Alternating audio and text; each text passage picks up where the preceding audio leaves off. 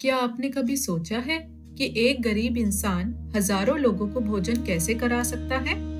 क्या सच में भगवान सपने में आकर किसी भक्त को आदेश देते हैं? आज हम आपको सुनाने जा रहे हैं माँ वैष्णो देवी और उनके परम भक्त श्रीधर की एक रहस्यमयी और सच्ची कथा। बहुत पुराने समय की बात है। जम्मू के पास पहाड़ों से घिरे एक छोटे से गांव का नाम था हंसाली। इसी गांव में रहते थे एक गरीब लेकिन सच्चे दिल वाले ब्राह्मण श्रीधर। श्रीधर के पास धन नहीं था, लेकिन माँ वैष्णवी पर उनका विश्वास अटूट था। श्रीधर रोज सुबह जल्दी उठते, माँ का नाम लेकर दिन की शुरुआत करते और पूरे मन से पूजा करते।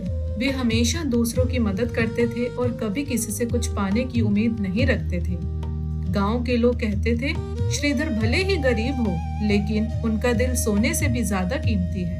एक रात जब श्रीधर गहरी नींद में थे, तभी उनके सपने में एक अद्भुत प्रकाश फैल गया। उस प्रकाश के बीच एक तेजस्वी कन्या प्रकट हुई। वही थी माँ वैष्णवी। माँ बोली, श्रीधर बेटा, त्रिकुट पर्वत की ओर एक बड़ा भंडारा करवाओ। जो भी आए उसे प्रेम से भोजन कराना। नींद खुलते ही श्रीधर सोचने लगे, मैं इतना गरीब हूँ, इतना बड़ा भंडारा कैसे कर पाऊंगा? लेकिन फिर उन्होंने माँ पर पूरा भरोसा किया। श्रीधर ने मन ही मन कहा, माँ ने कहा है तो सब ठीक ही होगा। श्रीधर ने पूरे गांव में भंडारे का निमंत्रण दे दिया। लोग हैरान थे और कहते, श्रीधर इतने लोगों को कैसे खिलाएगा? भंडारे का शुभ दिन आ गया। वहां योगी भैरवनाथ अपने अनेक शिष्यों के साथ पहुंचे।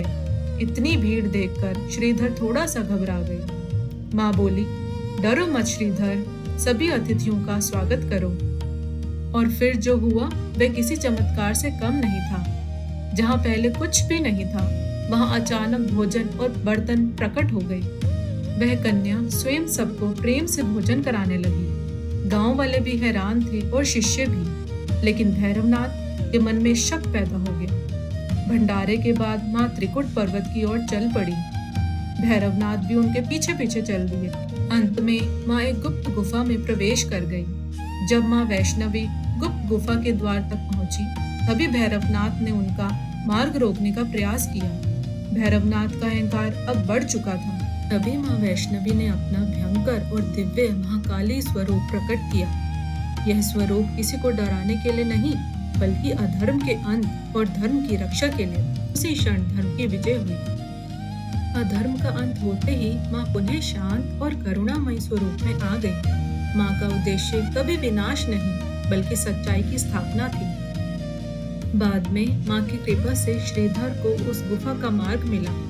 गुफा में श्रीधर को 3 दिव्य पिंडियां दिखाई दी, महालक्ष्मी, महाकाली और माँ सरस्वती। माँ ने कहा, श्रीधर, तुम्हारी श्रद्धा सच्ची है। माँ ने श्रीधर को 4 पुत्रों का वरदान दिया। श्रीधर का जीवन बदल गया, लेकिन उनका स्वभाव नहीं। ये कथा सिखाती है कि सच्ची भक्ति और निस्वार्थ सेवा से ईश्वर अवश्य प्रसन्न होते हैं।